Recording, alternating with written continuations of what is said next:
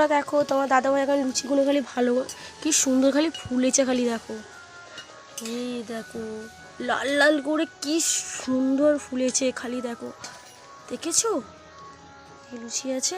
আর এই দেখো মহারাজ একে বলে কেন, ইনি এখন ভাজছে লুচি। কি আমাদের দুপুরে হচ্ছে লুচি, তাই লুচিগুলো ফুলছে, দেখেছো?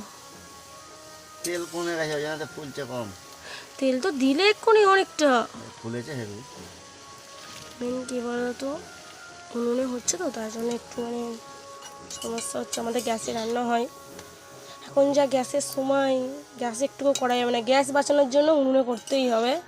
আর দেখো খালি লুচিগুলো ফুলছে, দেখো দেখো বন্ধু কিরকম ফুলেছে, দেখো একদম সাইজগুলো একবার দেখো, খালি ফুলে ঢোল।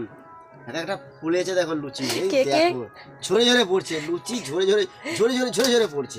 কে লুচি খাবে আমাদের বাড়িতে চলে আসে ফুলকো ফুলকো লুচি খেতে। এরম করে নেবেন, এরম করে ধরবেন, এরম করে দিয়ে দেবেন, হয়ে গেল। শিখে নাও আপনার, কেন কাজে লাগবে, কারো যদি গায়ে তেল ছিটকে পড়ে এরকম করে লুচি ভাজতে পারবেন। তেলটা কমে গেছে তো যেন ফুলছে নেমেছে, যথেষ্ট ফুলছে, দেখেছো? দেখো দেখো দেখাও দেখাও কি সুন্দর ফুলেছে, দেখো পুরো ফুলেছে, পুরো ঘেমে চান হয়ে গেছে পুরো। পুরো ঘেমে চান কেন, আমাদের এদিকটা রান্না ছিল এটা।